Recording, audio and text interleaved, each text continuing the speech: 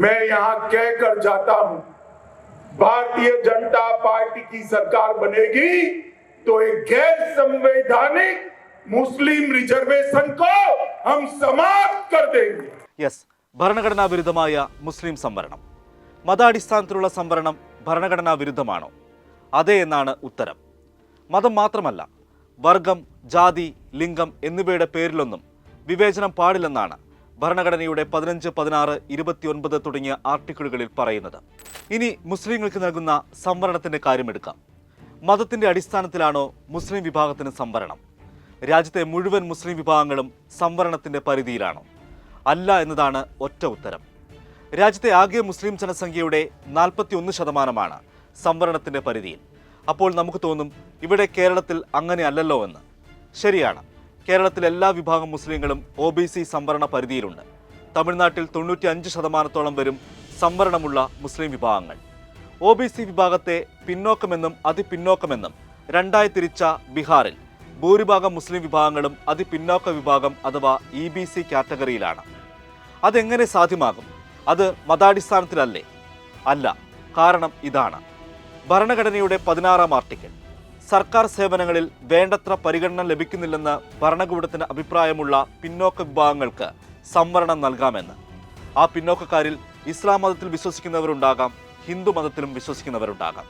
മുസ്ലിം മതത്തിൽപ്പെട്ടവർക്ക് മാത്രമല്ല, വിവിധ ജാതിയിൽപ്പെട്ടവരുടെയും വർഗം, ലിംഗം ഉൾപ്പെട്ടവരുടെയും സംവരണം ഭരണഘടന സൂചിപ്പിക്കുന്ന പിന്നോക്കാവസ്ഥ പരിഗണിച്ചാണ്. പൗരന്മാരുടെ ജീവിതാവസ്ഥയാണ് പരിഗണിക്കുന്നത്, മതമല്ല അടിസ്ഥാനമെന്ന് ചുരുക്കം. മുസ്ലിം മതവിഭാഗങ്ങളെ OBC ലിസ്റ്റിൽ ഉൾപ്പെടുത്തിയത് എന്തിൻ്റെ അടിസ്ഥാനത്തിലാണ്? രാജ്യത്തെ മുസ്ലിം വിഭാഗം വിദ്യാഭ്യാസപരമായും സാമൂഹികപരമായും പിന്നോക്കം നിൽക്കുന്നു. മാത്രമല്ല, മുസ്ലിം വിഭാഗത്തിൻ്റെ സാമ്പത്തിക പിന്നോക്കാവസ്ഥ പട്ടികവർഗ വിഭാഗങ്ങളുടേത് സമാനമാണെന്ന് മണ്ഡൽ കമ്മീഷനും സച്ചാർ കമ്മിറ്റിയും പിന്നോക്ക വിഭാഗ കമ്മീഷനും കേന്ദ്ര സർക്കാരുകളും സംസ്ഥാന സർക്കാരുകളും നിയമിച്ച നിരവധി കമ്മീഷനുകളുടെ റിപ്പോർട്ടുകളും കണ്ടെത്തിയിട്ടുണ്ട്.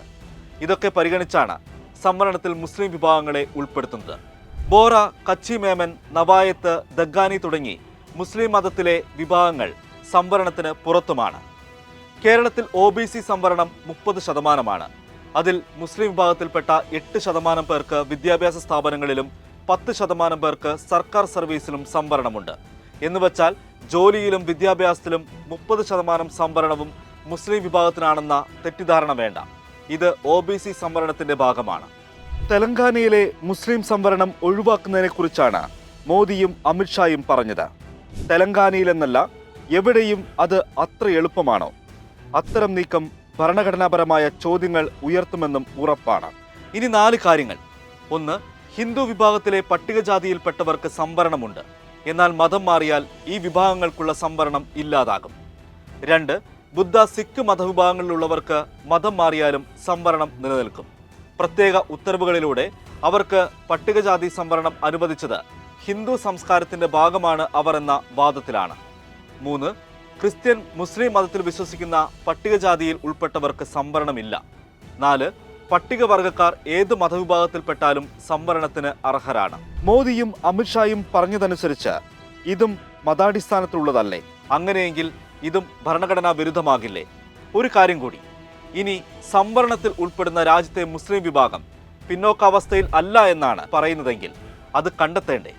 എങ്ങനെ കണ്ടെത്തും? ജാതി കണക്കെടുപ്പ് നടത്തണം. അതിന് തയ്യാറാകും.